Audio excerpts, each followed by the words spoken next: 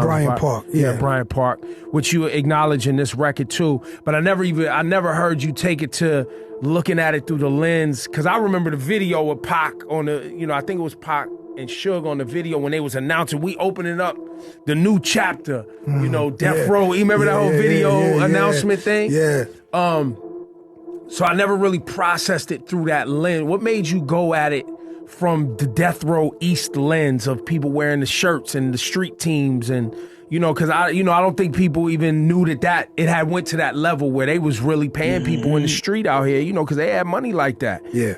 Cats was getting paid to rock they Death Row East out here and really keep tense. Yeah, Death Row was the biggest rap company in the world. They were bigger than everybody. Yeah. And they had a lot going, but there was a lot of tension. There was a lot of beef that was coming with it. And it was like dudes was just in their 20s, like, not far removed from the street running this empire. So, in New York, when they came here, we was just like, wow, it was our time. There was myself, Pac, Biggie, I'm missing somebody else who probably like the biggest artist in the rap game then. So I had to do my part, just by being there in New York. And, things jumped off at the Beacon Theater. I think, was it wherever, Radio City. Radio City. It was the MTV Music Awards between my brother Jungle and Pac and Moose. Shout out to Moose.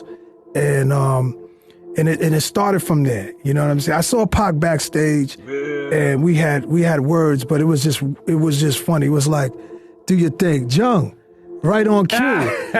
Yo, right on cue. Yo, what up, guys? He's in the building.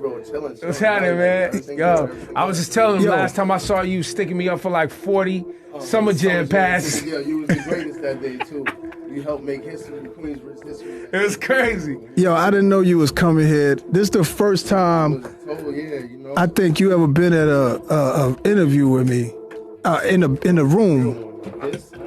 As I'm talking about you. No, we was just talking about MTV. How did you know I was here? I was scheduled to be here with you. I'm a little late. Somebody was smart to do that. Yo, so this is the first brother interview. Have y'all ever done an interview together? We probably did, but I don't know where that footage is. Yo, so let's just pick up where we was. You was talking MTV Awards. Oh man, and Moose do you and remember Pac how clear do you remember? I'm in the seats at the spot, and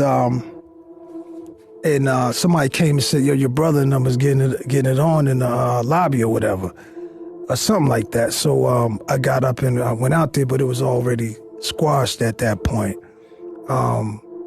Yeah, so you was out there. You was out there with the Outlaws and Pac. Yeah, Shout out to the Outlaws, Edie, Napoleon. Oh man. Yeah, you had to present an award or something, and you was like, "Yo, I'll be right back," because we all couldn't go with you. I was still a teenager. I forgot how old I was, but I definitely wasn't 20 yet. And I went to get a drink, and I saw this girl that looked lost. So I'm like, "Where you going?" You know what I mean? She's like, "I'm looking for my friends." I said, "Who?" Death Row. I was like, "What?" When I see one of them, I'm gonna take a chain. You know, and then she was laughing. I was trying to make her laugh to come get a drink with me, but I was on some Queensbridge Mob Deep. You know what I mean? It's like, yeah, Mob Deep in the house. I'm gonna take a chain. And she was laughing, and then they came Shout around out to for Havoc. real. They started Rest coming in peace for real. to P. And she said, "Here they come," and looking at me with Why the did you face. say Mob Deep? You was just mobbing? Nah, cause on the song. Oh, Hit 'Em Up, they was dissing each other. Hit 'Em Up Okay. already. Yeah, they hit You 'em know It's up. a what I mean? QB They thing. dissed Mobb Deep on Hit 'Em Up. For sure. So she said, "Here they come now," and she gave me that look like, I know you're not gonna do all that stuff you were saying. And when they was coming, I yelled it out, "Yo, Mobb Deep in the house, I will take a Death Row chain." They was all looking, what? They all. I don't think Mobb Deep know this story. They might not. Nah. Yeah. And then they got ready, but then they all left. They went to go get Tupac. You know, they wasn't with Tupac. He was backstage doing the awards too, and they came right back with Pac. He's looking like, who said that? Who said that? And I was like, oh God. And I was with his guy Moose. And Moose was like, "Man, yo, I got you. I see everybody. They don't even know I'm with you." And he's like this karate expert from Queensbridge. Yeah. This is before security guards. Yeah. So when he said that, I was like, all right, cool. Mobb Deep, and I said it again. Mobb Deep, what's up, Pac? Like, what's up? I'll take your chain right now. Well, you know what I mean? And then they surrounded me again. They surrounded me. Oh, what's up with you? All of this. And Death Row, we here to die. You don't know Death Row. They had razors in their hands, everything. They said we here to die. I guess They said we here to die. Gaddafi, the one with the dread, with the braids going back, the light skinned dude. Oh yeah, rest in peace, Rest Gaddafi. in peace. Yeah. He said that. He said, I'm Death Row. I'm here to die, boy. I said, That's hard. That was when it got scary a little bit. That was the first time my heart was. He was like, "Oh, this I ain't." said, "This is serious." real. Yeah.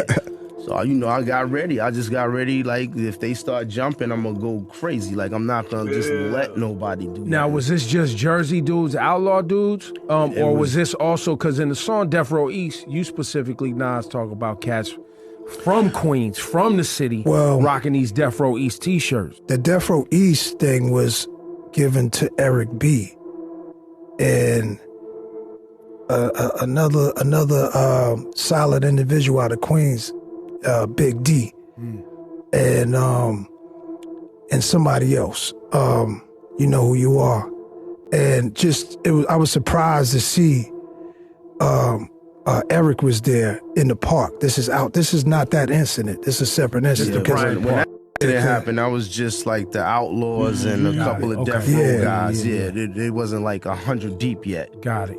Yeah. You see how this is a story? This is a great, even to this day. This is one song.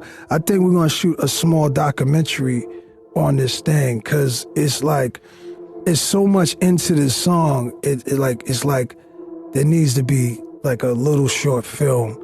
And also, too, the timeline, because even in this song, Death Row East, from you talking about, and like I was saying, like I never thought about it through the lens of like, there's this beef going on, and then this record label, who's the biggest in the game, says, you know what, to exacerbate and really make this issue even worse, we're going to pay individuals in New York, and we're going to set up a label in New York. It's pretty genius. To fragment this, even like on some real Art of War shit, to fragment the base of like, because I mean, you was there, Jungle, you was there at the time, I was in radio at the time. It was really it started as a Death Row Bad Boy thing. Yeah. Then the Mobb Deep disses and all that other came along, and then it broadened out to this really Death Row versus the East Coast. Yeah. Then it started to form into this East Coast, West Coast thing, but that's not how it really started. No. And I don't think that's how they wanted it to end.